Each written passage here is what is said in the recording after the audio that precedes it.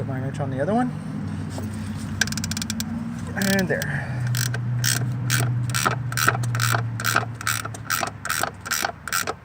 And undo that one. Once you get it undone, like I said, I was doing this way so that way I can show y'all step by step.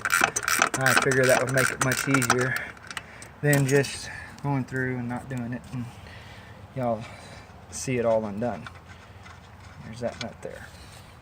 And then you want to do you pull the master cylinder off, and as you can see, I set it off to the side out of my way. And it's out of the way. And as you can see, that gives me more room to get to that.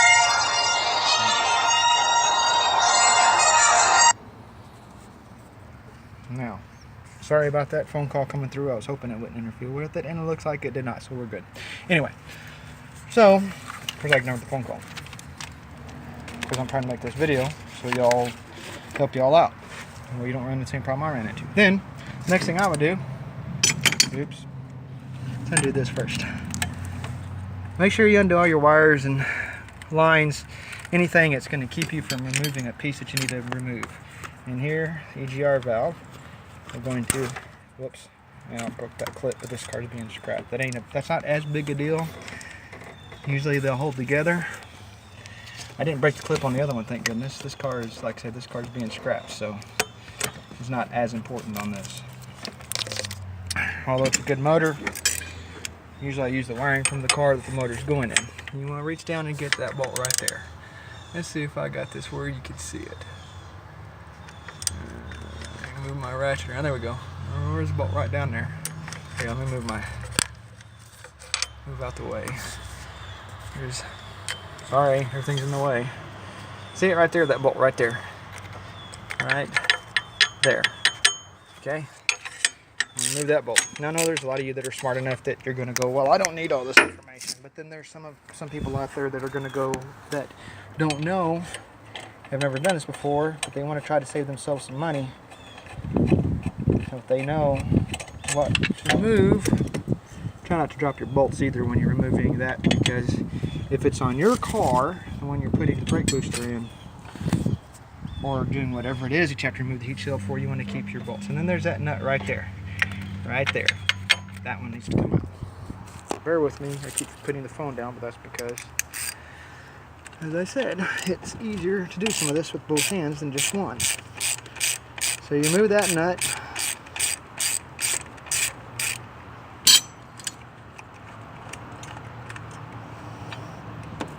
And then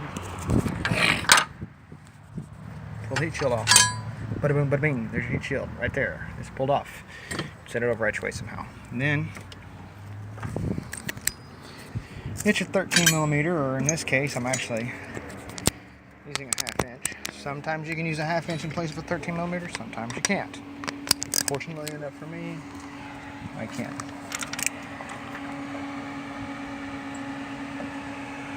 And you remove those two nuts.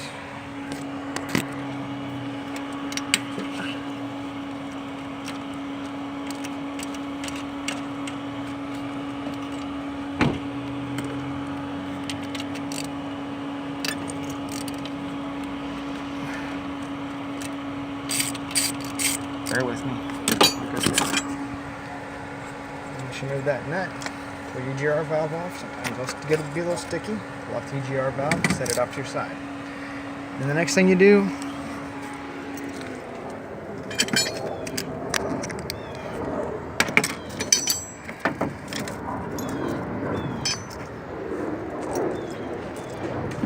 you'll be removing the motor mount bolts.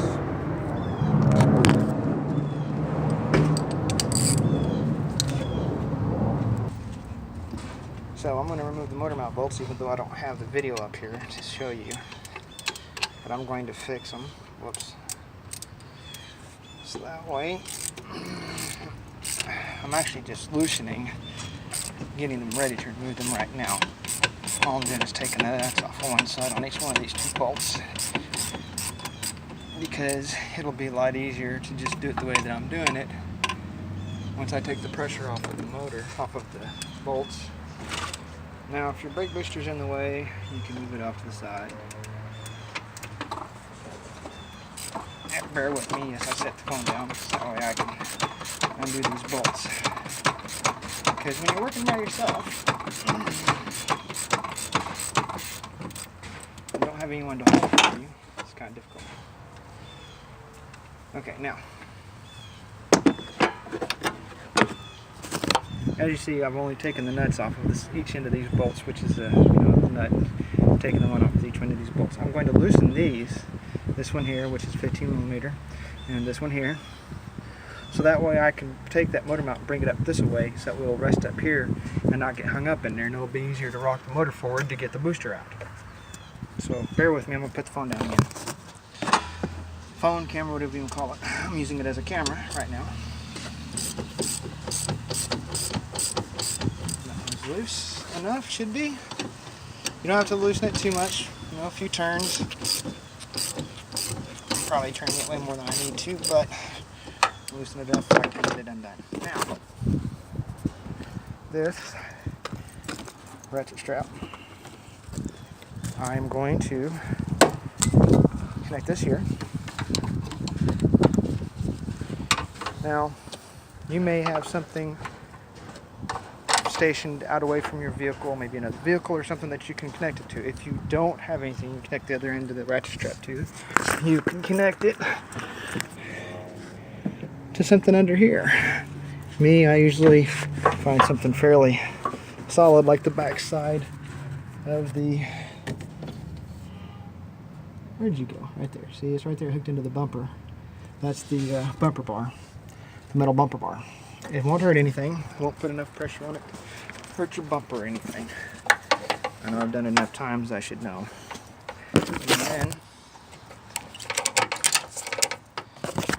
all you do is you just ratchet. Just start tightening your ratchet strap until you can push that bolt out. You may not have it far enough. Now, or a little too far, I don't know which. This one here. Not really. There we go. I'll do that. You can bear with me a minute because I got to be able to move this motor mount so where I can ratchet it forward. You can always disconnect your motor mount, your daggum ratchet strap if you have to get the motor mount up to where it's not out of your way, so that way whenever you go to rock the motor forward with the ratchet straps. Also, doing this with the ratchet strap also helps whenever you're doing the spark plugs on the back end of these motors too. Whether it's a 34 or 3800, doing the ratchet strap like this makes it a lot easier to get to the back. Now, if you notice, using that ratchet strap, you see how much it's pulled that motor forward? It's pulled the motor forward a good bit, but it's enough room to do what I need to do back here. Now, the next thing we do, now I'm going to show you the next step, which, let me find the tool I used earlier, which, like I said, I used a jack handle from one of those smaller hydraulic jacks, like a 2-ton. And see, this is the tab right here. That's the tab right there. Okay? What you do with that tab is you... Alright, bear with me, I gotta put the phone down.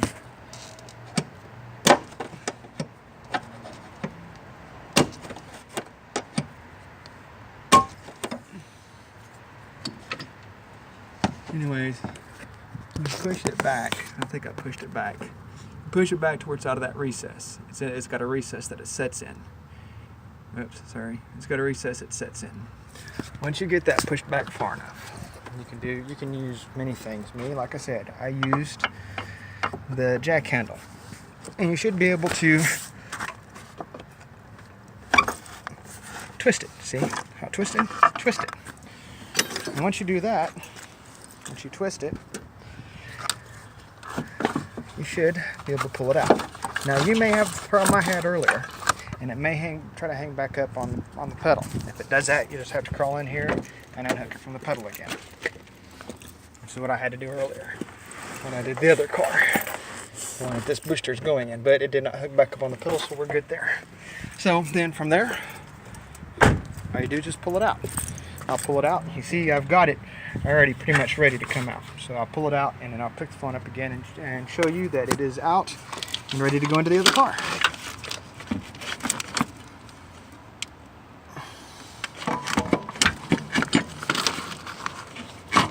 Bear with me just a little bit. And there we go. There's the brake booster I just pulled out of this car.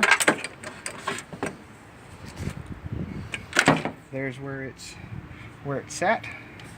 And just to show you that it's not the same brake booster that I just pulled out of this other car, there's the brake booster I pulled out of that car, and there's the brake booster I'm putting back in it. So, you know, okay? And the installation, just the reverse of the removal. I hope this video and the one prior to this, either one of these two or both of them, are very intuitive. Again, this is for the 2000, at least as far back as 2000 to 2005, about 2005 I would presume, Monte Carlo and Impala. Definitely the 3800 motors. The 3400 motors, if I wind up having to do one on a 3400 motor, one that's got a 3400 motor, or if I get the chance to, I will do a video of me pulling one out of a Monte Carlo or Impala with a 3400 motor. That way you'll know how to do it as well. At any rate, like I said, I hope this video was informative. I hope it helped you. Again, if you like this video, please hit the like button. And you know, any comments. Like I said, if there is a video about how to do this, feel free to put the link in the comments. Thank you for watching. Have a great day, and God bless.